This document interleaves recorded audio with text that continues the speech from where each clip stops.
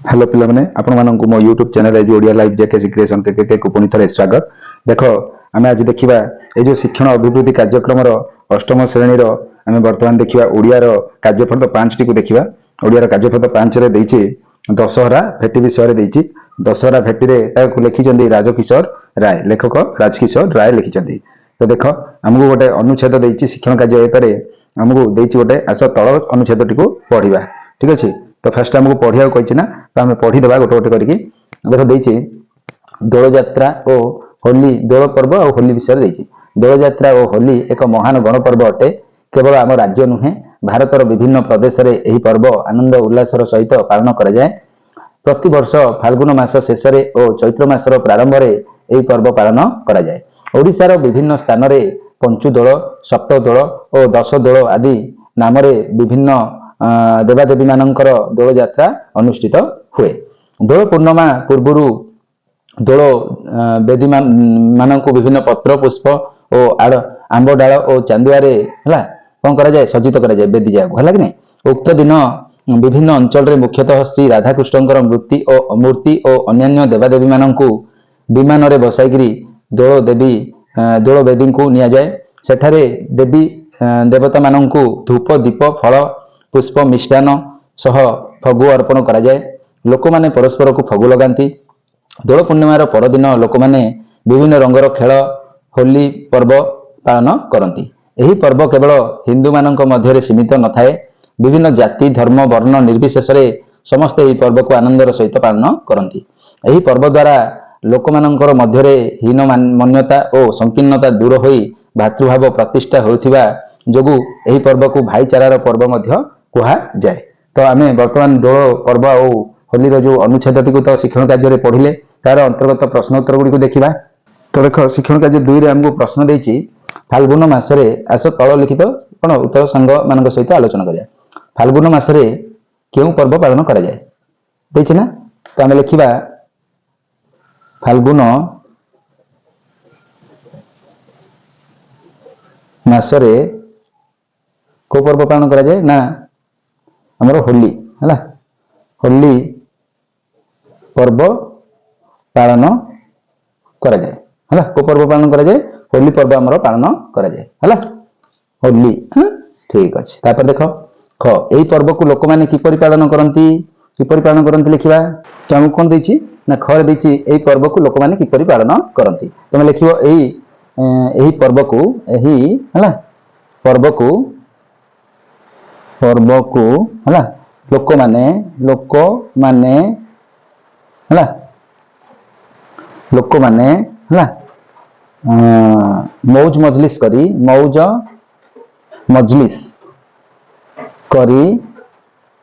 धूमधाम रे पालन करती। धूमधाम रे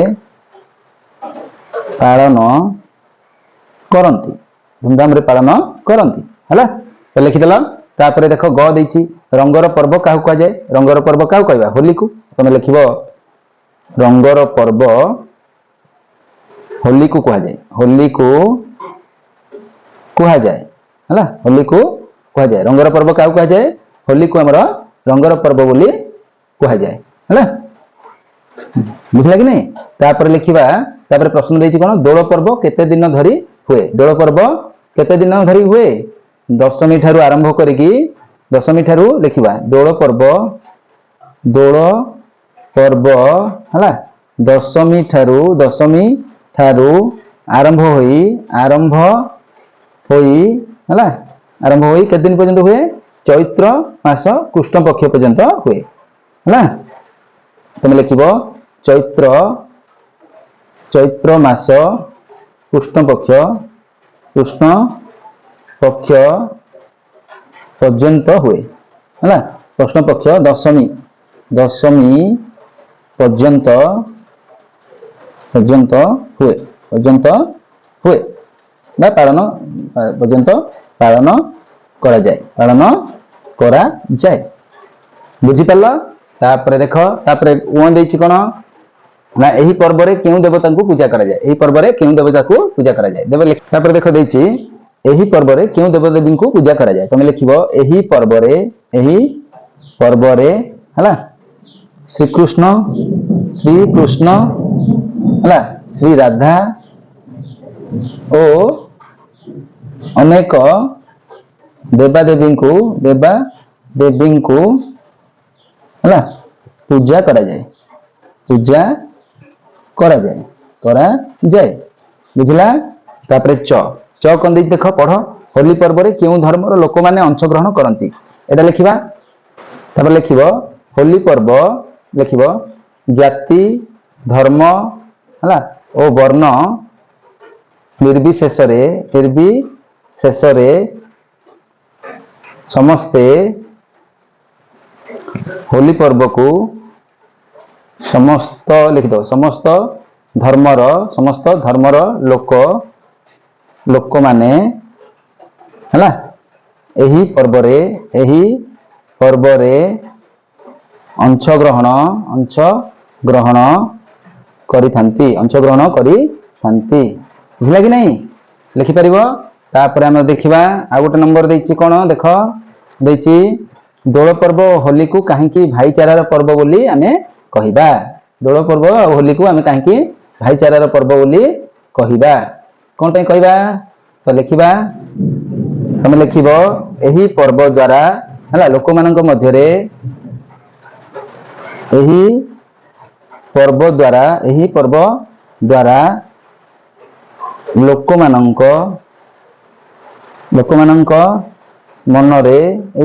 ଲୋକମାନଙ୍କ ମନରେ ହୀନମାନ୍ୟତା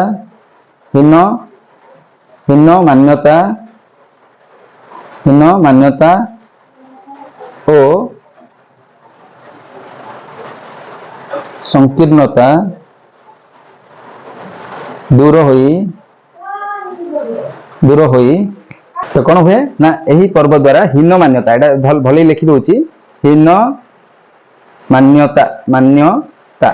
ହୀନମାନ୍ୟତା ଓ ସଂକୀର୍ଣ୍ଣତା ଦୂର ହୋଇ ଭାତୃଭାବ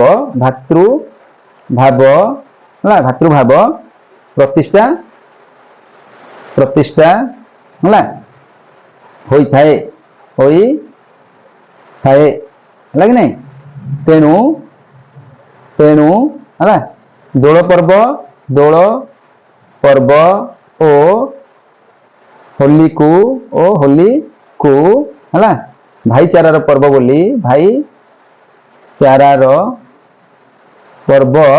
ବୋଲି କୁହାଯାଏ ବୁଝିପାରିଲ ଭାଇଚାରାର ପର୍ବ ବୋଲି କୁହାଯାଏ। ତ ଇଏ ଥିଲା ଆମର ଶିକ୍ଷଣ କାର୍ଯ୍ୟ 2। ବର୍ତ୍ତମାନ ଆମେ ଯିବା ଶିକ୍ଷଣ କାର୍ଯ୍ୟ 3 କୁ। ତ ଦେଖ ଆମକୁ ଦେଇଛି ଶିକ୍ଷଣ ଆସ ତଳ ଶବ୍ଦ ଗୁଡ଼ିକୁ ଲଗାଇ ବାକ୍ୟ ଗଠନ କରିବା। ଆନନ୍ଦ ଉଲ୍ଲାସ ହେଲା କି ନାଇଁ ତ ଲେଖିବ ଆମେ ହେଲା ଗଣେଶ ପୂଜାରେ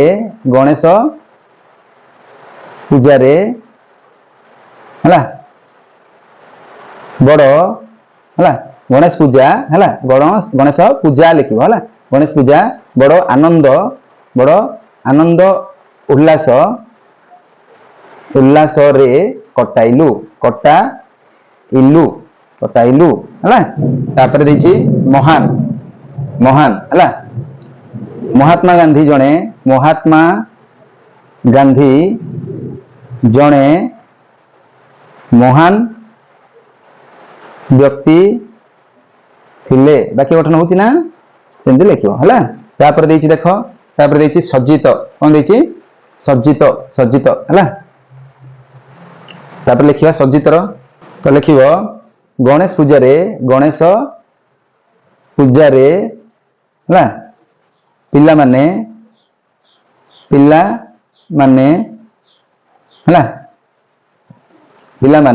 ଗଣେଶଙ୍କୁ ହେଲା ଫୁଲରେ ହେଲା ଫୁଲ ଓ ଲେଖିଦିଅ ହେଲା ଫୁଲ ଓ ଚନ୍ଦନ ଲଗାଇ ସଜ୍ଜିତ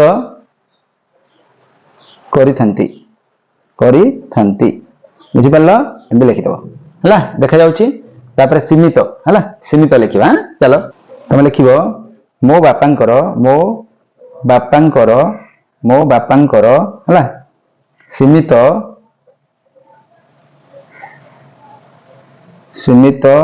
ହେଲା ତ ଏଟା ସୀମିତ ଅର୍ଥ ଥିବାରୁ ମୁଁ ହେଲା ଉଚ୍ଚ ଶିକ୍ଷାରୁ ବଞ୍ଚିତ ହେଲି ହବ କି ନାହିଁ? ଆଉ ବାକ୍ୟ ହେଲା ମୋ ବାପାଙ୍କର ସୀମିତ ଅର୍ଥ ଥିବାରୁ ମୁଁ ଉଚ୍ଚ ଶିକ୍ଷାରୁ ବଞ୍ଚିତ ହେଲି। ତାପରେ ହୀନମାନ୍ୟତା ହେଲା କିଛି ଲୋକଙ୍କର ହୀନମାନ୍ୟତା କାର୍ଯ୍ୟ ପାଇଁ ସମାଜ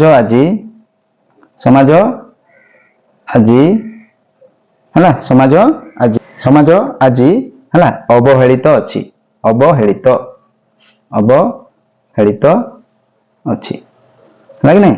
କିଛି ଲୋକଙ୍କର ହୀନମାନ୍ୟତା କାର୍ଯ୍ୟ ପାଇଁ ସମାଜ ଆଜି ଅବହେଳିତ ଅଛି ହେଲା।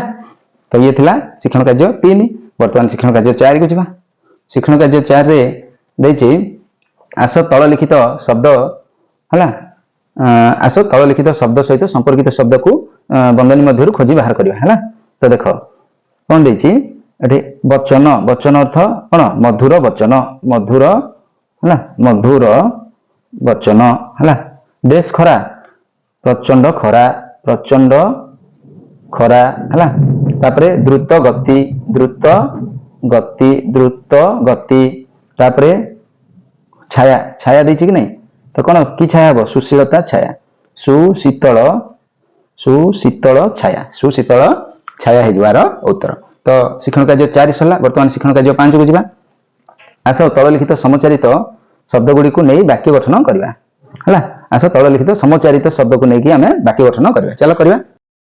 ତ ଦେଖ ଆମେ ଶିକ୍ଷଣ କାର୍ଯ୍ୟ 5 ରେ ଦେଖିବା ଆସ ତଳ ଲିଖିତ ସମଚାରିତ ଶବ୍ଦ ଗୁଡ଼ିକୁ ନେଇ ବାକ୍ୟ ଗଠନ କରିବା।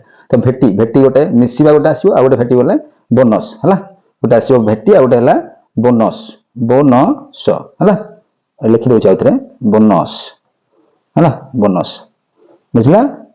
ତ ଏ ଭେଟି ଅର୍ଥ କଣ ନା ମୁଁ ଆଜି ମୋ ଅଜାଙ୍କୁ ଭେଟିବାକୁ ଯାଇଥିଲି ମିଶିବାର ଅର୍ଥରେ ହେଲା। ଆଉ ଗୋଟେ ଭେଟିର ଅର୍ଥ ହେଲା ବୋନସ୍, ଆଉ ଭେଟିର ଅର୍ଥ ହେଲା ବୋନସ୍। ଆମ ଶିକ୍ଷକ ମାନଙ୍କୁ ସରକାର ଦଶହରା ଭେଟି ଦେଲେ। ତ ଇଏ ଥିଲା ବୁଝିଲା କି ନାହିଁ ଭେଟିର। ତାପରେ ଆଉ ଥରେ ନେକ୍ସଟ ଯିବା। ତାପରେ ଦେଖ ଦେଲା କୂଳ ହେଲା। ଏ କୂଳର ଅର୍ଥ ହେଲା ବଂଶ, ଏ କୂଳର ଅର୍ଥ ହେଲା ହର୍ଷଉର ଅର୍ଥ ହେଲା ବଂଶ ହେଲା। ଆଉ ଗୋଟେ କୂଳ ଦୀର୍ଘଉର ଅର୍ଥ ହେଲା ଆମର ନଈକୂଳ ହେଲା ବା ତଟ। କୂଳ ହେଲେ ତଟ ହେଲା। ତ ଆମେ ଲେଖିବା ରାଜା ମାନେ ହେଲା ଉଚ୍ଚ କୂଳରେ ଜନ୍ମ ହୋଇଥାନ୍ତି ହେଲା। ରାଜା ମାନେ ଉଚ୍ଚ କୂଳରେ ଜନ୍ମ ହୋଇଥାନ୍ତି। ଆଉ ଗୋଟେ କୂଳ ଅର୍ଥ ତଟ ହେଲା। ଲେଖିବ ବନ୍ୟା ହେବା ଯୋଗୁଁ ହେଲା ନଦୀର ଦୁଇ କୂଳ ହେଲା ଧୋଇ ହୋଇଗଲା ହେଲା। ବେଶୀ ବନ୍ୟା ହେଲକୁ ନଦୀର ଦୁଇ କୂଳ ଧୋଇ ହେଇଗଲା।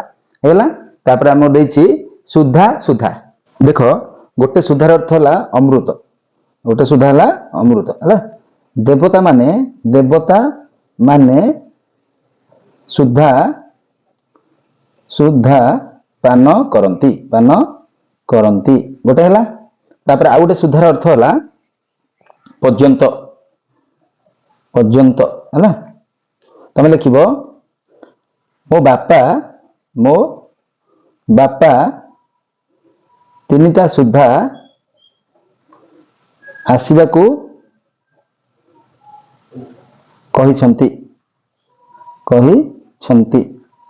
ହେଲା। ଏଟା ହବ ବାକ୍ୟ।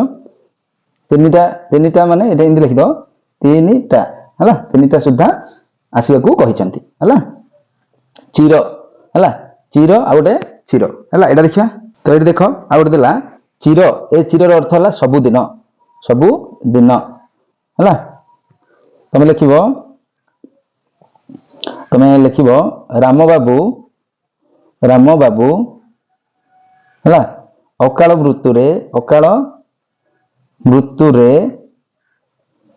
ମୃତ୍ୟୁରେ ଚିରଦିନ ପାଇଁ ଶୋଇଗଲେ ବୁଝିପାରିଲ। ଚିର ଅର୍ଥ ସବୁଦିନ। ଆଉ ଗୋଟେ ଚିରର ଅର୍ଥ ହେଲା ଗାଈ ଚିର ହେଲା ଗାଈ ଚିର ଏଟା ହେଲା। ଗାଈ ଚିର କଣ ଲେଖିବ?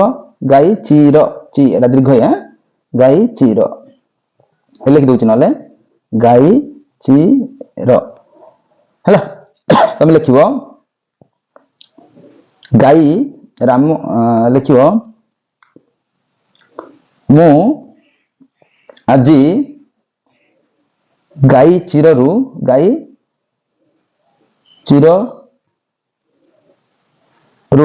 ଚିରକୁ ହେଲା ଦୁହିଁ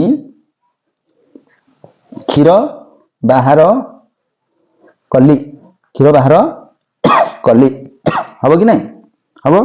ତାପରେ ଇଏ ଥିଲା ଆମର ଶିକ୍ଷଣ କାର୍ଯ୍ୟ 5। ବର୍ତ୍ତମାନ ଯିବା ଶିକ୍ଷଣ କାର୍ଯ୍ୟ 6 କୁ। ଦେଇଛି ଆସ ତଳ ବାକ୍ୟ ଗୁଡ଼ିକରେ କାମକୁ ବୁଝାଉଥିବା ଶବ୍ଦ ଚାରିପଟେ ଗୋଲ ବୁଲାଇବା। କାମ ଦେଖ, ପକ୍ଷୀ ମାନେ ଆକାଶରେ ଉଡୁଛନ୍ତି। କାମ କୋଉଟା ହେଲା? ଉଡୁଛନ୍ତି। ଉଡିବାଟା ଗୋଟେ କାମ। ଗୋଲ ବୁଲାଇବା। ମୀରା ରାସ୍ତାରେ ଯାଉ ଯାଉ ପଡିଯିବାଟା ଗୋଟେ କାମ ହେଲା କି ନାଇଁ? ତାପରେ ଦେଖ ଶ୍ରୀରାମ ବନକୁ ଗମନ କଲେ ଯିବାଟା ହଉଛି ଗୋଟେ କାମ ହେଲା। କେଦାର ପଢି ସାରି ଶୋଇବାଟା ହଉଛି ଗୋଟେ କାମ ହେଲା। ତ ଇଏ ଥିଲା ଆମର କଣ ଶିକ୍ଷଣ କାର୍ଯ୍ୟ 6। ତାପରେ ଦେଖିବା ତ ଏଇଟା ଦେଖ, ଏଇଟା ଗୋଟେ କଣ ହବ? ଯାଉ ଯାଉ ହବ। ଏଇଟା ଯାଉ ଯାଉ ହବ, ଏଇଟା ହବନି ଯାଉ ଯାଉ ହବ। ଏଇଟା ଉତ୍ତର କଣ ହବ? ଯାଉ ଯାଉ ପଡିଗଲା ହେଲା। ଯିବାଟା ହଉଛି ଗୋଟେ କାମ। ଏଇଟା ସବୁ ଠିକ ଅଛି ବୁଝିଲା। ତାପରେ ଦେଖ ଶିକ୍ଷଣ କାର୍ଯ୍ୟ 6 ସରିଲା। ବର୍ତ୍ତମାନ ଯିବା ଶିକ୍ଷଣ କାର୍ଯ୍ୟ 7 କୁ। କଣ ଦେଇଛି ଦେଖ, ଶିକ୍ଷଣ କାର୍ଯ୍ୟ 7 ରେ ଦେଇଛି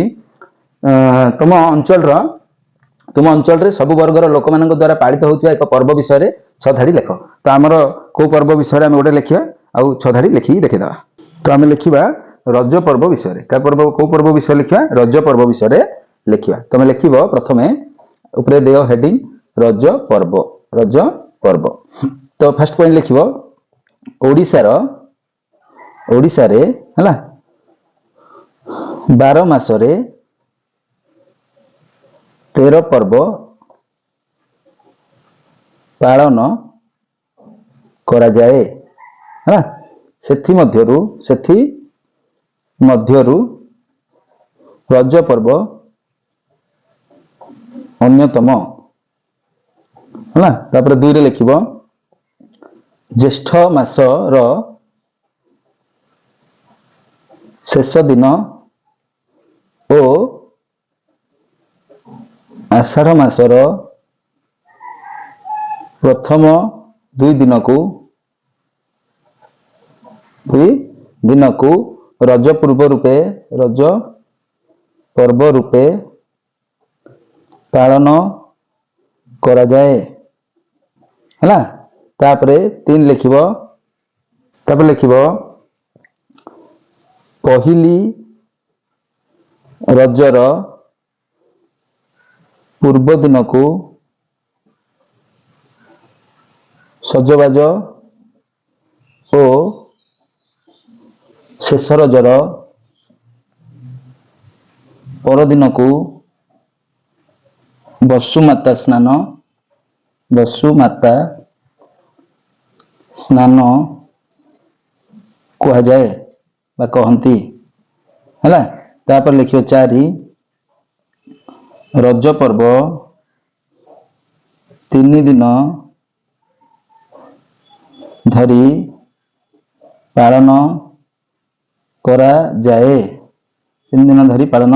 କରାଯାଏ ହେଲା। ବୁଝିଲା କି ନାଇଁ? କେତେ ଦିନ ଧରି ପାଳନ କରାଯାଏ? 3 ଦିନ ଧରି। ତାପରେ ଲେଖିବ 5 ରେ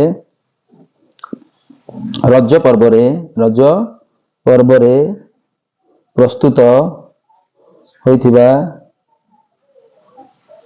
ପିଠାପଣା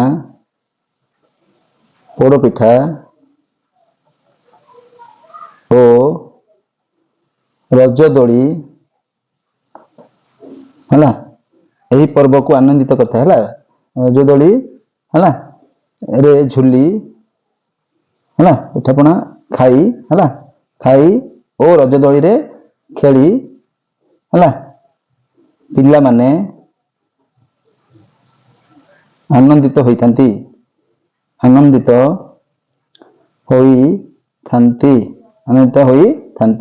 ତାପରେ 6 ରେ ଲେଖିବ छ लिखिबो झियो माने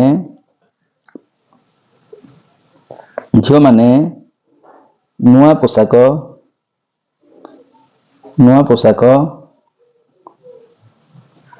पिंधिबा सह सजेई होई रहंती हला। आ कौन होची 7 रे लिखिबा तब लिखिबो पुओ माने तास कबाड़ी पशा आदि विभिन्न प्रकार खेल खेलिबा सह